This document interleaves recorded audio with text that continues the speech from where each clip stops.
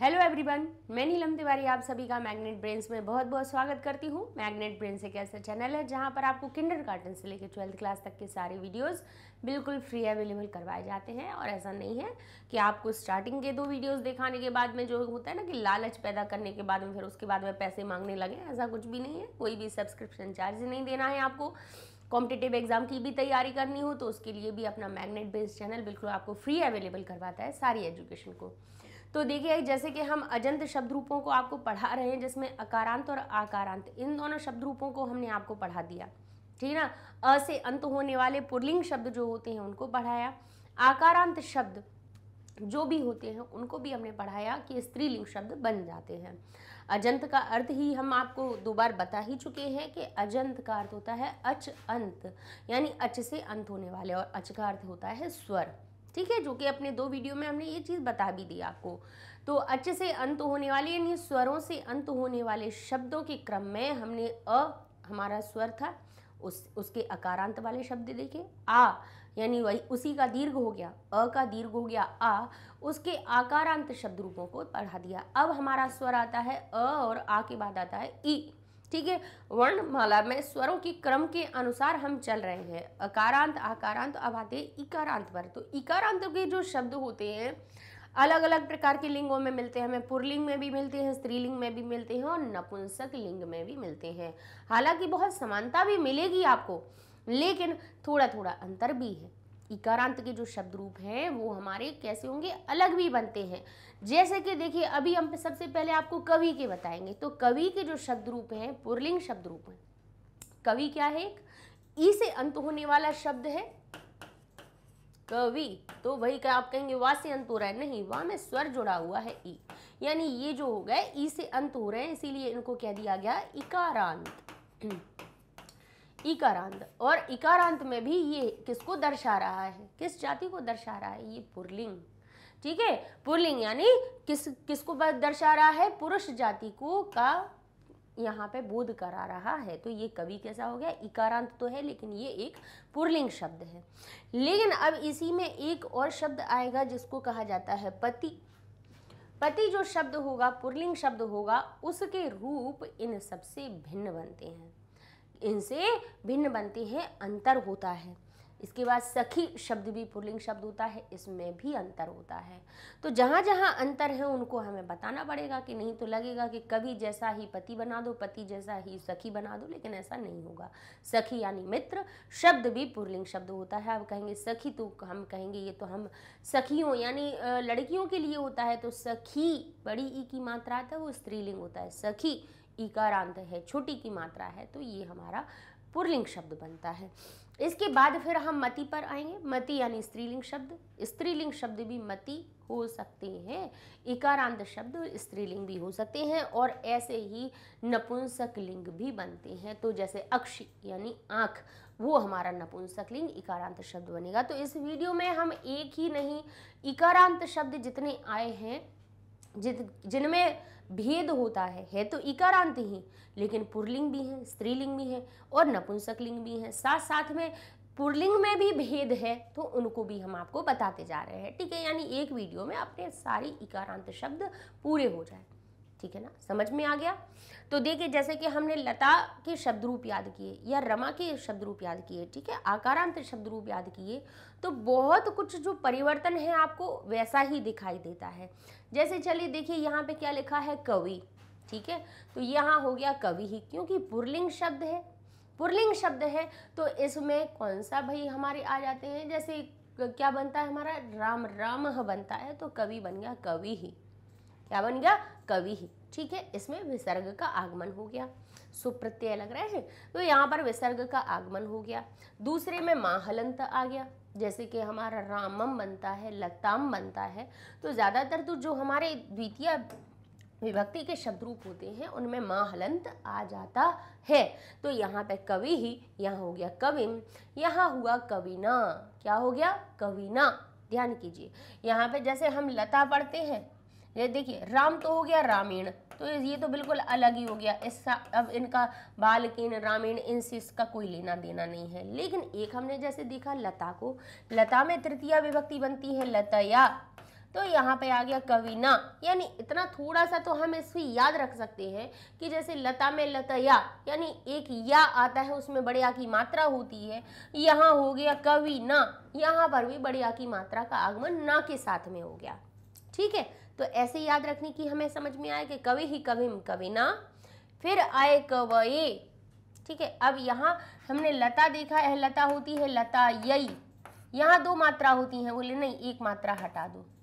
अगर एक मात्रा हटा दे तो ये हमारा किसका रूप हो जाएगा, हमारे कवि का इकारांत का रूप हो जाएगा, तो वो कवये।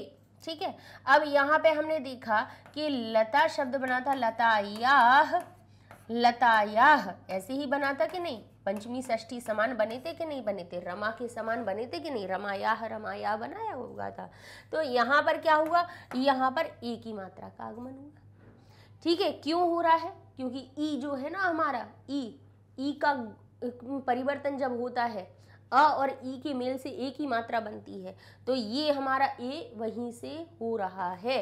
तो ऐसे याद रखने के लिए हम ये चीजें बता रहे हैं, जैसे कि थोड़ा याद बना रहे हैं कि कवि हो जाएगा कवेह कवेह, लता हुआ लतायाह लतायाह, तो कवि हो गया कवेह कवेह। ठीक है, यहाँ पर हो गया कवऊ, औ की मात्रा का आगमन हो गया, क्या हो गया ये कवऊ, तो हो गया कवि कविम कविना, कवे कवेह कवे कवऊ।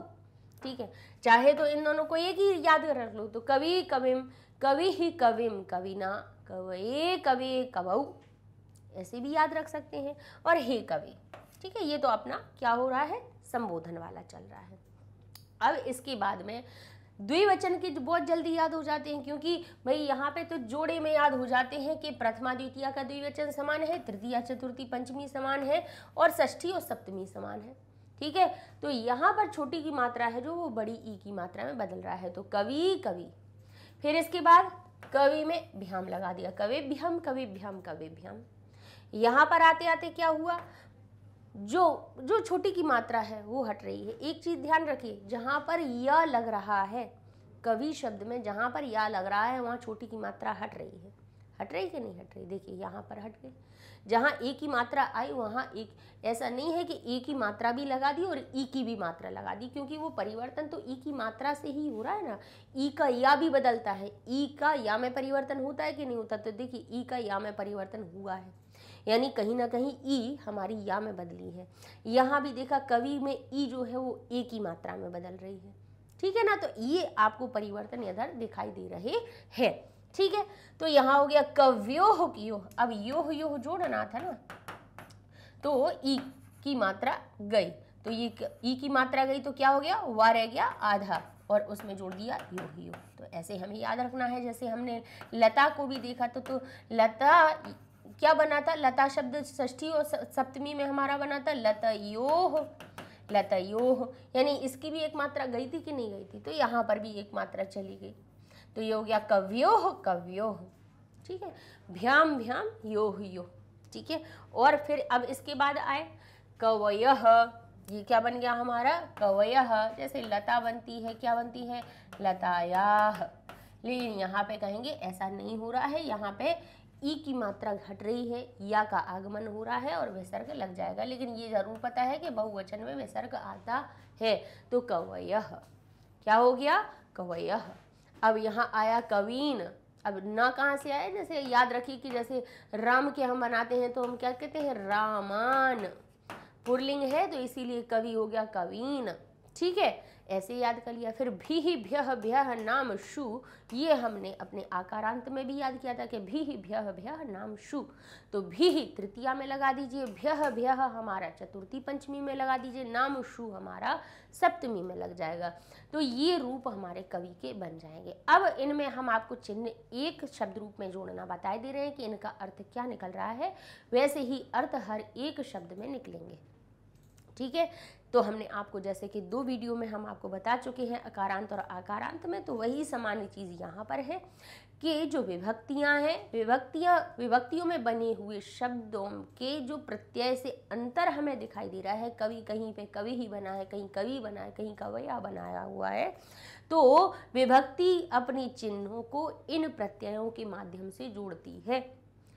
ठीक है, विभक्ति के खुद के प्रत्यय होते हैं, तो प्रत्यय जब इनमें जुड़ते हैं तो सूत्रों के द्वारा इनमें परिवर्तन दिखाया जाता है। वैसे तो कवि का सु में क्या हो रहा है, मेल हो रहा है, क्योंकि जो मूल प्रत्यय है वो सुप प्रत्यय है। प्रत्यय के प्रकार हमने जब सिखाए थे आपको, तब उसमें बताया था कि सुप प्रत्यय होते हैं जो शब्दों में, संज्ञा शब्दों में जुड़ते हैं, सर्वनाम शब्दों में जुड़ते हैं और उनके क्या बनाते हैं, उनमें विभक्ति के चिन्ह जोड़ देते हैं। उन सुप प्रत्ययों से होता क्या है, शब्दों में कारक चिन्ह जुड़ जाते हैं, कारक में विभक्ति चिन्ह जुड़ जाते हैं।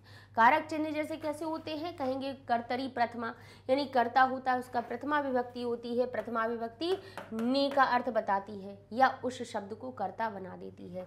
द्वितीय विभक्ति लग जाने पे को का अर्थ निकल जाता है, तृतीय विभक्ति के द्वारा से या के द्वारा लग जाता है। चतुर्थी विभक्ति जहाँ लगी होती है वहाँ पे के लिए का अर्थ जुड़ता है। जहाँ हमारी पंचमी विभक्ति होती है वहां पर से का अर्थ जुड़ता है, लेकिन अलग होने वाला। कौन सा, अलग होने वाला। षष्ठी विभक्ति जहां जुड़ती है वहां पर का, की या की का अर्थ जुड़ जाता है। और सप्तमी विभक्ति है तो मैं पर का अर्थ जुड़ जाता है, क्योंकि हमने चिन्ह याद किए हैं। कर्ता ने कर्म को करण से संप्रदान के लिए अपादान से संबंध काकी के अधिकरण मैं पर, तो अर्थ क्या निकलेगा कि प्रथमा विभक्ति का हमने याद किया कवे ही कवि कवयः, तो उसका अर्थ निकला कि कवि ने, दो कवियों ने और बहुत सारे कवियों ने। या फिर केवल नाम बताने के लिए भी प्रथमा विभक्ति प्रयोग की जा सकती है कि यह कवि है, एषः कवि, एतौ कवि, एते कवयः। ठीक है कि ये कवि है, ये दोनों कवि हो, ये सब कवि हैं। अब कहा मैंने कवि को देखा, कवि के साथ में को जुड़ गया तो हम कहेंगे कवि। मैंने दो कवियों को सुना तो हो जाएगा कवि। मैंने बहुत सारे कवियों को सुना तो कहेंगे कवीन। ठीक है, अब कवि के द्वारा या कवि से या कवि के द्वारा, यानी ये क्या हो गए, सहायक हो रहे हैं।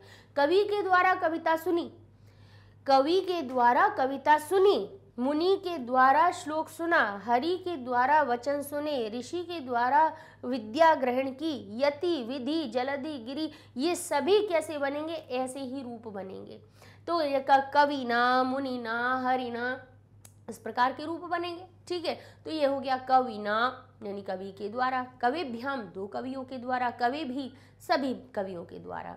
अब जैसे ही चतुर्थी विभक्ति के रूप पढ़ेंगे कवये कविभ्याम कविभ्यः, तो इसमें अर्थ निकल आएगा कि कवि के लिए, मुनि के लिए, हरि के लिए, ऋषि के लिए। तो सब में ये जो दिख रहा है कवये, हरये, मुनये, तो ये अर्थ निकालेगा कि मुनि के लिए, हरि के लिए, कवि के लिए। ठीक है, पंचमी विभक्ति के जो रूप होते हैं या पंचमी विभक्ति जो होती है उस शब्द में से यानी अलग होने वाला से या उत्पन्न होने वाला से या अपना प्रादुर्भाव कहीं से हो रहा हो, किसी के निकलने का स्थान हो, उस वो वाला से जोड़ देता है। यानी कवि से सुंदर वचन निकले,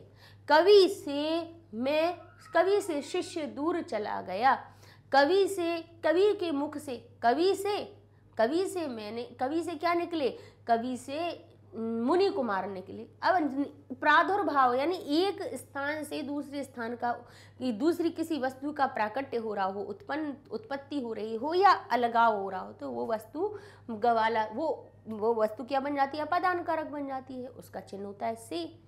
ठीक है, तो ये केवल अलग होने वाला ही से नहीं होता है, उत्पत्ति वाला भी से होता है। जैसे हम कहें कि बिल से सर्प निकलता है, तो बिल क्या हो गया, सर्प के उत्पत्ति स्थान। हिमालय से गंगा निकलती है, तो ऐसा नहीं अलग नहीं हुई है, लेकिन निकल तो रही है। तो उत्पत्ति स्थान या फिर किसी के निकलने का स्थान या फिर अलग होने के स्थान को क्या कहे, पंचमी विभक्ति द्वारा दर्शाया जाता है। तो यहाँ पे अर्थ निकलेगा कवेह यानी कवि से, कविभ्याम दो कवियों से, कविभ्या यानी सभी कवियों से। ठीक है, अब कहा षष्ठी विभक्ति। अब कवि का आश्रम या कवि का घर तो कवेह गृहम, दो कवियों का घर तो कव्योः गृहम, दो कवियों का घर, कवीनाम गृहम, कवियों का गृह। ठीक है, इस प्रकार से अब या कह सकते हैं कि कवि की सभा तो कहेंगे कवेह सभा, दो कवियों की सभा लगी तो कहेंगे कव्योः सभा, या कहेंगे दो कवियों की प्रतिस्पर्धा तो कहेंगे कवीनाम प्रतिस्पर्धा। ठीक है, अब देखते हैं सप्तमी विभक्ति यानी कवि में बड़ी चतुराई है। कवि में बड़ी चतुराई है, कवि में बहुत सारे गुण हैं। कवि पर वस्त्र अच्छे लगते हैं, कवि पर श्वेत वस्त्र अच्छे लगते हैं, पीत वस्त्र अच्छे लगते हैं, सौम्य वस्त्र अच्छे लगते हैं। कवि में सौम्य गुण है, तो ये हो जाएगा कवौ। फिर कव्योः, दो कवियों में, बहुत सारे कवियों में, तो कहेंगे कविषु। कवियों में कालिदास श्रेष्ठ हैं, तो कविषु कालिदास श्रेष्ठ है। तो कविषु कवियों में या पर का अर्थ जुड़ा हो तो सप्तमी विभक्ति का प्रयोग हम करेंगे। ठीक है, अब इसी में हमने ये कह दिया कि इस कवि जैसे इकारांत पुल्लिंग कौन कौन से रूप बनेंगे, मुनि, हरि, ऋषि, यति, विधि, ये सब होते हैं। लेकिन पति जो इकारांत होता है उसके रूप इन सभी से भिन्न होते हैं। अब चिन्ह हमने इसीलिए लिखे रहने दिए क्योंकि चिन्ह यही हर एक की, क्योंकि विभक्ति चिन्ह यही है जो हर एक शब्द में जुड़ करके उसका अर्थ वैसा बना देते हैं। ठीक है, यहाँ देखिए क्या हो रहा है, तो कहेंगे पति ही पतिम। यहाँ तक तो ठीक लग रहा है, यहाँ तक तो हमारे कैसे कवि जैसे ही बने हैं, जैसे कवि ही कविम। तो यहाँ देखा पति ही पतिम।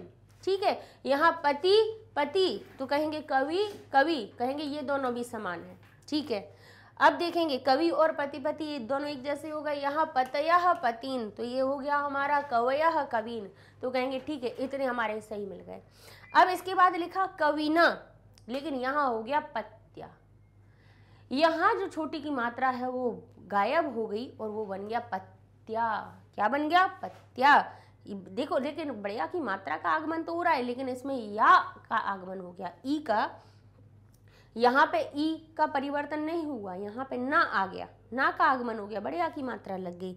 तो कहेंगे बड़ी आ की मात्रा तो लग रही है, लेकिन यहाँ पे ई हट रही है, ई यहाँ पर लुप्त हो रही है। कवि में नहीं हो रही थी, उसमें बना कविना, यहाँ बन गया पत्या। ठीक है, यहाँ बोले कोई परिवर्तन नहीं, ये तो चलिए ठीक है, भ्याम भ्याम बिल्कुल एक जैसे। यहाँ पर भी जैसे कव्यो हुआ, यहाँ पे पत्यो पत्यो हुआ, अर्थात हमने ये देख लिया कि द्विवचन के तो पति के रूप एक जैसे हैं। यहाँ पे देखें तो पति भी ही पतिभ्यः पतिभ्यः नाम शु, तो कहेंगे द्विवचन और बहुवचन तो एक जैसे हैं। कवि और पति के ये तो बिल्कुल एक जैसे हैं, परिवर्तन कहाँ है? यहाँ पर है। तो कहेंगे उसमें भी कहेंगे ये दोनों बिल्कुल एक जैसे थे, जैसे कवि ही कविम तो पति ही पतिम। ये वहाँ कविना हुआ, यहाँ हो गया पत्या, यहाँ हो गया पत्ये, एक ही मात्रा। अब ये हो गया कवये, तो यहाँ पर भी ये आया, लेकिन अंतर किस वाले में आया है? तृतीया वाले में। वहाँ हुआ है कविना कविना और यहाँ हुआ है पत्या। ठीक है, कवये तो ये हो गया पत्ये, वह पूरा नहीं है, ता पूरा नहीं है। यहाँ पे वहाँ देखिए कवये जो शब्द बना है हमारा, देखिए ये लिखा हुआ है कवये बना है, तो यहाँ पर वह पूरा है, लेकिन यहाँ पर कैसा हो गया? ता आधा हो गया, इसीलिए इसमें अंतर हम दर्शा रहे हैं आपको। अब हम कहते हैं यहाँ पे कवेह कवेह, लेकिन यहाँ हो गया पत्युः पत्युः। ठीक है, अर्थात यहाँ पर अंतर हो गया। भले ही ये तो ठीक चीज चल रही है, पंचमी षष्ठी एक जैसे बनते चले आ रहे हैं, अकारांत में सब अलग होते हैं एक वचन वाले, लेकिन जब हम इकारांत की बात कर रहे हैं, आकारांत की बात कर रहे हैं, तो उसमें हमें ये समानता दिखाई दे रही है। अब हमने देखा कवौ, तो हमने देखा यहाँ पे कवेह कवेह, अर्थात विसर्ग तो समान आ रहा है। ठीक है, लेकिन यहाँ पे ए की मात्रा ना आके ऊ की मात्रा आई।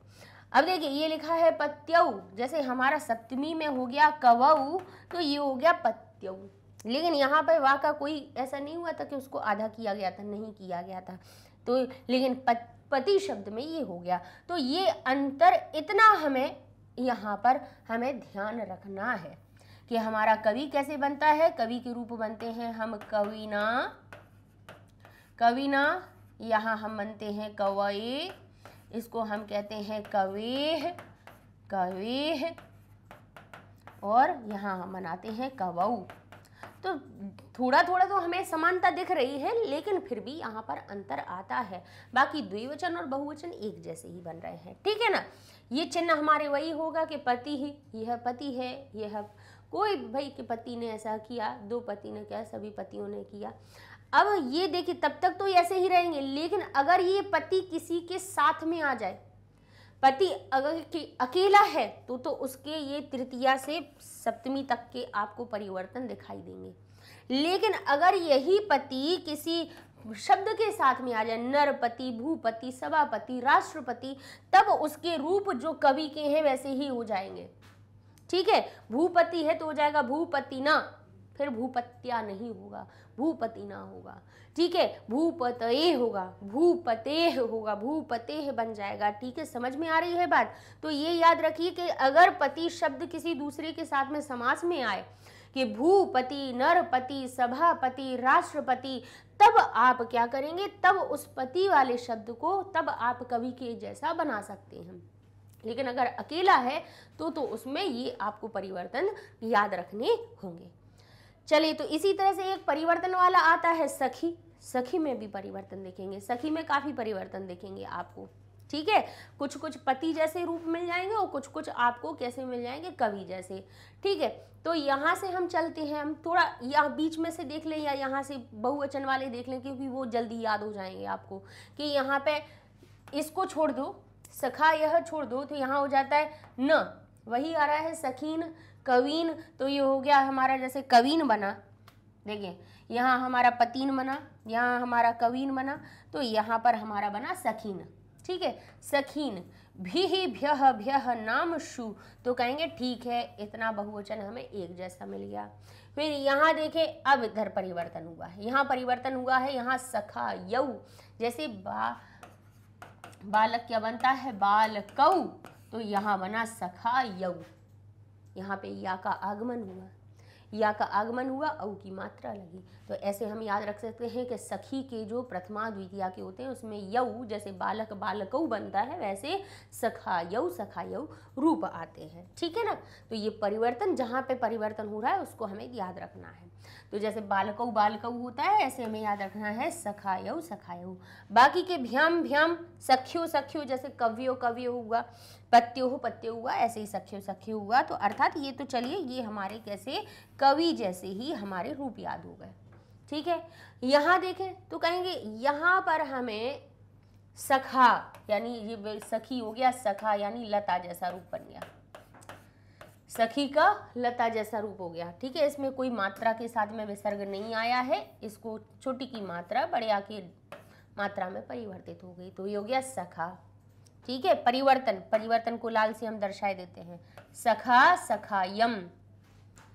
माँ तो आया, वैसे क्या बनना था, कविम, मुनिम, पतिम, यही बन रहे थे कि नहीं बन रहे थे। देखिए पतिम, ये हमारा कविम, लेकिन यहाँ पर अंतर हो गया, ये हो गया सखायम, यानी ये भी परिवर्तित हुआ, ये भी परिवर्तित हुआ। अब देखिए, पति शब्द में जैसा हमारा बना पत्या, वैसा बन गया हमारा सख्या। पति हमारा बना है, पति बना पत्ये, तो सखा बना सख्ये। पति बना हमारा पत्युः पत्युः, तो सखा बना हमारा सख्युः सख्यु। ठीक है, अब कवि हमारा कवऊ बनता है, तो सखी बन गया सखऊ। ठीक है, तो परिवर्तन हमें कहाँ कहाँ में दिखे, देखिए हमें पति के याद हो गए, तो यहाँ पर भी हमें याद होने में सहायता हो गई कि नहीं हो गई, क्योंकि एक का दूसरे के संग में संबंध होता ही है, क्योंकि जो इसके अंदर जो मूल जुड़ रहे हैं ना प्रत्यय, सु औ जस, ये जो सु जुड़ रहा है, सखी में सु जुड़ा, फिर इसमें औ जुड़ा, यहाँ जस जुड़ा, तो ये जो है ये थोड़ी ना परिवर्तित हो रहे हैं। तो जो थोड़ा बहुत जो परिवर्तन मात्राओं का होता है या सूत्रों का होता है तो वो दिख जाता है, नहीं तो भाई अम औट शश इस प्रकार से होता है, तो यहाँ सु जुड़ रहा है, यहाँ अम जुड़ रहा है, तो परिवर्तन दिखेगा लेकिन समानता भी मिल जाती है ना, इसीलिए। तो यहाँ पर हमने देखा कि हमें पति जैसे भी इसके रूप हमें मिल गए, बाकी के तो पति और पति के और इनके तो रूप समान है ही, पति और कवि के समान है ही। यहाँ परिवर्तन हुआ, क्या बन गया हमारा सख्यौ सख्यौ, सखायौ सखायौ। ठीक है, अब देखिए ये हो गए। अब यहाँ हम याद कर लेते हैं कि सखा सखायम सख्या, सख्ये सख्यु सख्यौ सखौ। ठीक है, तो ये हमारे रूप हो गए, अर्थ वही निकलेगा कि सखा ने या ये सखा है।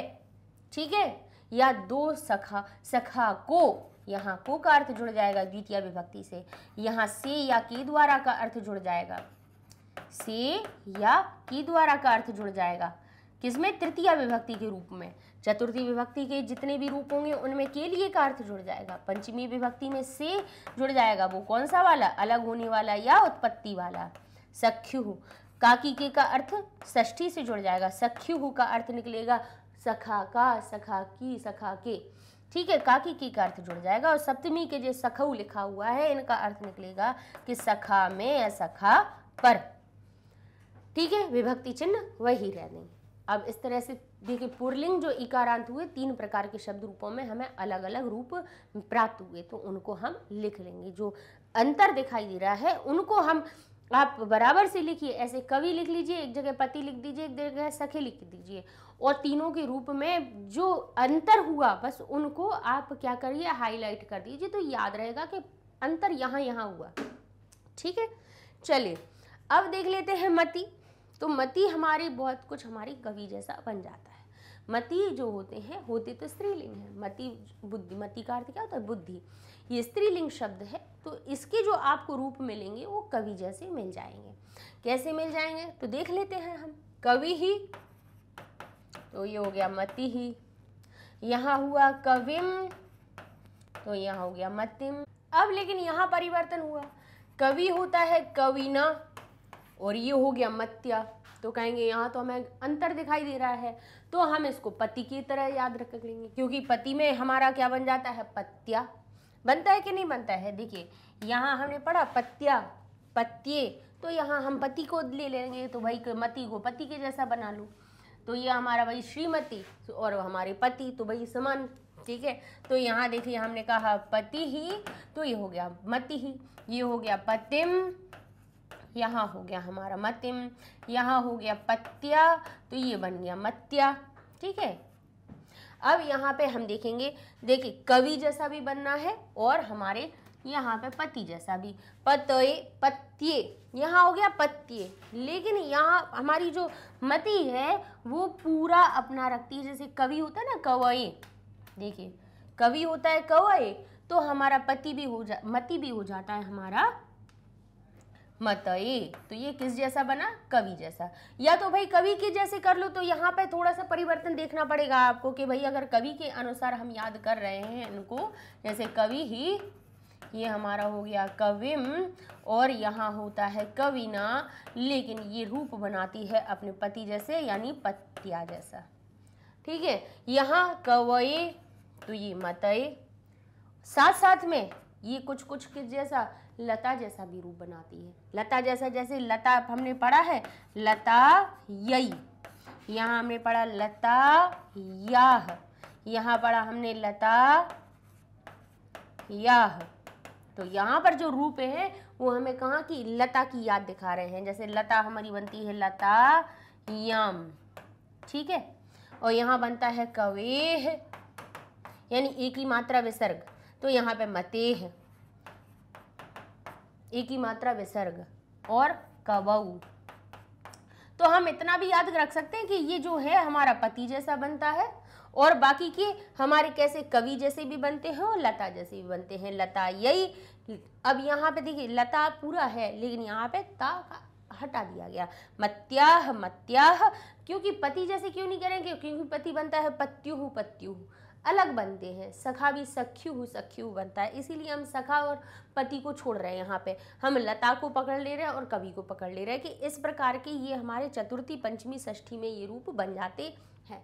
तो चाहे तो अपन लता याद रख लीजिए कि लतायई तो मत्यई, लतायाह तो मत्याह, लतायाह तो मत्याह, लतायाम तो मत्याम। मतियाम नहीं करना, मतियाह नहीं करना। ठीक है, छोटी की मात्रा हट जाएगी, या का आगमन होगा तो छोटी की मात्रा हट जाएगी। यहाँ पर भी देखिए क्या हो रहा है? मतये। ठीक है, छोटी की मात्रा हट गई। जैसे कवे है तो ये हो गया मते है, कवे है तो मते, कवऊ तो मतऊ। ठीक है, केवल अंतर हमें यहाँ पर तृतीया में मिला मति का, और जैसा और कोई परिवर्तन नहीं हुआ। अब ये तो जो बिल्कुल कवि जैसे हैं, जैसे कवि, कवि, तो ये हो गया मति, मति। भ्याम, भ्याम, भ्याम, योह, योह। ठीक है, कव्योह, कव्योह, मत्योह, मत्यो, यानी समान है। ये जैसे हमारे कवि के बने थे वैसे ही हमारे ये बने हैं, सिर्फ सखा में अलग हुआ। सखायऊ, सखायऊ बना, बस वो अलग हुआ, बाकी के एक जैसे बन रहे हैं, ठीक है, सारे इकारांत, चाहे स्त्रीलिंग हो या पुल्लिंग हो, सखा को छोड़ करके। यहाँ पे देखें कवयः तो ये हो गया मतयः, यहाँ हो गया कविः, तो या देखिए कवि में अलग होता है, कवि क्या होता है कवीन, लेकिन यहाँ मति, ये कौन है भाई स्त्रीलिंग है, इसीलिए इसमें अंतर हुआ। तो यहाँ स्त्रीलिंग का क्या हो गया मतीह, बड़ी की मात्रा विसर्ग आ गया, यानी परिवर्तन हमें कवि के अलावा हमें ये परिवर्तन यहाँ पर दिखाई दिया। देखिए सखी सखीन हुआ, पति पतिन हुआ, कवि कवीन हुआ, लेकिन स्त्रीलिंग में ऐसा नहीं हुआ, स्त्रीलिंग हो गया मती, ठीक है, ये अंतर हो गया। फिर तो भी भ्यः भ्यः नामशु एक जैसे ही चलते गए, तो ये हमारी बहुवचन के भी रूप बन गए। तो ज़्यादा देखिए कोई भी ऐसा नहीं हुआ कि बहुत कुछ अंतर हुआ, एक याद कर लीजिए, उसके साथ में एक भाई टेबल बना लीजिए इकारांत शब्द रूपों की। तो एक जगह हमने लिखे पहले कवि के हरि मुनि ऐसे एक जैसे रूप बनने हैं। फिर इसके बाद हमने कहा कि पुल्लिंग शब्दों में इकारांत में किन में अंतर है, हरि में अंतर है, तो हरि लिख दीजिए। पति में भी अंतर होता है, पति के लिख दीजिए। अच्छा बहुत कुछ समानता हमें मति में मिल जाएगी, तो कुछ कवि का सहारा ले लिया, कुछ मति का सहारा ले लिया, कुछ लता का भी सहारा ले लिया। तो इस तरह से हमारे क्या बन गए, हमारे मति के बन गए। अब जब ये हो गए तो देखिए अर्थ तो हमारे सभी में वैसे ही जुड़ने हैं कि प्रथमा में ने, द्वितीया में को, तृतीया मत्या है तो अर्थ निकल रहा है मति के द्वारा या मति से, मत्य या मत एक अर्थ निकलेगा मति के लिए, ठीक है, मत्याह लिखा है या मति से अर्थ निकलेगा मत्याह यानी मति का, मति की, मति के। अब ये लिखा मत्याम यानी मति में या मति पर, ठीक है। तो इनके भाई ऑब्लिग में लिखे हुए हैं कि ऑप्शन में ये भी बनते हैं, विकल्प से ये भी बन जाता है। अब आते हैं चलिए कहाँ पर, अपनी अक्षी इकारांत नपुंसकलिंग शब्द को देखते हैं। तो इसमें देखिए नपुंसकलिंग जो शब्द होते हैं ना बड़े अच्छे होते हैं। इनमें क्या होती है कि प्रथमा और द्वितीया के रूप बिल्कुल समान होते हैं, प्रथमा के जो रूप होता है वही द्वितीया का होता है। तो यहाँ पे देखिए क्या हो रहा है, यहाँ पे ण, यहाँ पे क्या है ई, छोटी की मात्रा है, यहाँ पर क्या आ रहा है अक्षी, यहाँ अक्षिणी और अक्षिणी, ठीक है। तो यहाँ पर ण का आगमन हो रहा है किसमें, इकारांत नपुंसकलिंग शब्द में। तो अक्षी, अक्षिणी और अक्षिणी, वैसे कवि हुआ था कवि, उसी में बड़ी की मात्रा हो गई थी, लेकिन यहाँ ऐसा नहीं हुआ, यहाँ ण में बड़ी की मात्रा लगी और यहाँ पर ण में छोटी की मात्रा लगी, ठीक है। यहाँ पे एक जो परिवर्तन हुआ वो क्या हुआ कि जैसे हमने कहा था यहाँ पे कवयः, लेकिन इधर ऐसा कुछ भी नहीं हुआ, यहाँ ऐसा कुछ नहीं हुआ। यहाँ तो एक जगह छोटी की मात्रा लगी, देखिए छोटी के संग में बड़ी, बड़ी के संग में छोटी, परिवर्तन दिख रहा है कैसे, छोटी बड़ी, बड़ी छोटी। तो ऐसे हम याद रखेंगे कि भाई अक्षी जैसे कोई भी हमारा नपुंसक लिंग शब्द का आ जाता है इकारांत शब्द, तो वो कैसा बनेगा, तो कहेंगे अक्षी, उस पहले वाले में प्रथमा द्वितीया में कोई परिवर्तन नहीं, अक्षी अक्षी, या अक्षिणी अक्षीणी, अक्षिणी अक्षीणी, ठीक है। यानी एक में बड़ी की मात्रा पहले, एक में छोटी की मात्रा पहले, पहले छोटी और फिर बड़ी। तो इस तरह से तो ये हमारे हो गए कौन से, प्रथमा द्वितीया के याद। यहाँ पे जैसे मुनिना तो ये हो गया अक्षणा, ठीक है। कवये तो ये होगा अक्षणे, फिर कवयः हमारा कवे है, लेकिन यहाँ हो गया अक्षणः अक्षणः, यानी समानता तो ऐसे दिख रही है कि पंचमी और षष्ठी एक जैसे बनने हैं, ठीक है। अब यहाँ पे अक्षिणी छोटी की मात्रा या अक्षिणी, आधा छ भी हो सकता है, क्षत्रिय का आधा भी हो सकता है, पूरा भी हो सकता है, दोनों विकल्प बता दिए गए। तो ये अक्षिणी, अब देखिए आप कहेंगे छोटी की मात्रा तो यहाँ पर, लेकिन यहाँ पे अक्षिणी आया था, लेकिन यहाँ अक्षिणी, यहाँ मात्रा नहीं, ठीक है। तो ये नपुंसक लिंग के रूप बनने हैं। तो भाई प्रथमा द्वितीया के तो हमारे कैसे याद हो गए, अक्षी, अक्षिणी और अक्षिणी, ठीक है, ये हो गए। फिर हमने यहाँ देखा तो यहाँ तो भ्याम भ्याम, ओह ओह, या नहीं आया, ण का आगमन हो रहा है, तो योह योह ना हो क्या होगा, णो हुणो। जैसे देखिए कव्योह, कव्योह कव्योह, मत्योह मत्योह, सब में योह आ रहा था, लेकिन या की जगह पे यहाँ पे ण का आगमन हो रहा है, तो या णो हुणो, ओ की मात्रा और विसर्ग, ठीक है। अब ये तो द्विवचन की बात हो गई, तो कहे द्विवचन तो जैसे कवि जैसे ही हो रहे हैं, क्योंकि यहाँ पे बड़ी की मात्रा बनती है कवि कवि, तो ये अक्षिणी अक्षिणी। कविभ्याम कविभ्याम कविभ्याम, तो अक्षिणीभ्याम अक्षिभ्याम अक्षिभ्याम। यहाँ पे हमारा हुआ कव्योह कव्यो, तो यहाँ हो गया अक्षणोह अक्षणोह। ठीक है, या की जगह पर ना आ रहा है। यहाँ देखा तो अक्षिणी अक्षिणी एक जैसे, यहाँ पे भी ही भ्यः भ्याणाम सु, क्योंकि श क्षत्रिय का छ है और क्षत्रिय का श का और श से मिलकर बनता है।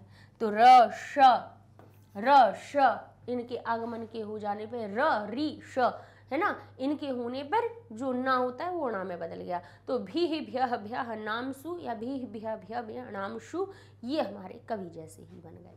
ठीक है ना, अंतर यहाँ पर ही हुआ है, ज़्यादा नहीं हुआ है, बहुत कुछ समानता मिल रही है। अक्षी अक्षी, बस यहाँ पे म हलंत नहीं आया है, ये ध्यान रखना है नपुंसक लिंग में। जो प्रथमा का रूप है वही इसमें, देखिए वैसे क्या आ रहा है, विसर्ग आ रहा है या नहीं आ रहा है, सखा में विसर्ग भी नहीं आ रहा है। सखी तो हमारा सखा बन गया, सखी यानी मित्र, वो प्रथमा विभक्ति में क्या बना, सखा। देखिए कंपैरिजन करके लिख लीजिए तो देखिए समझ में आएगा कि देखिए कवि बना था कवि ही, पति बना था पति ही, मति भी बनी थी मति ही, और सखी बना था सखा। लेकिन ये नपुंसक लिंग सबसे अलग चला गया, ये अक्षी, इसने कोई अपने आप में विसर्ग नहीं लगवाया। तो अक्षी अक्षी, फिर मुनिना तो अक्षणा, मुनये या हमारा कवये तो या अक्षणे, फिर हमारा हुआ कवेह कवेह, तो ये हो गया अक्षणः अक्षणः। एक ही मात्रा का कोई लेना देना नहीं है यहाँ पे, अक्षणी या अक्षिणी दोनों तरह की छोटी की मात्रा आएगी, चाहे तो णा पे छाप पूरा भी हो सकता है और आधा भी हो सकता है।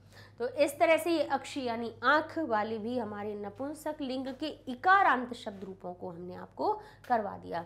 तो एक वीडियो में एक साथ बनाने का हमारा उद्देश्य यही था कि एक को देख करके हम उसमें समानताएं ढूंढें और असमानताएं ढूंढें कि कौन सी समानता मिल रही है और कहाँ पे अंतर हो रहा है। तो अंतर को हम पकड़ के याद कर लेंगे, जो एक जैसे हैं वो तो हमें एक ही याद करने पे याद हुए।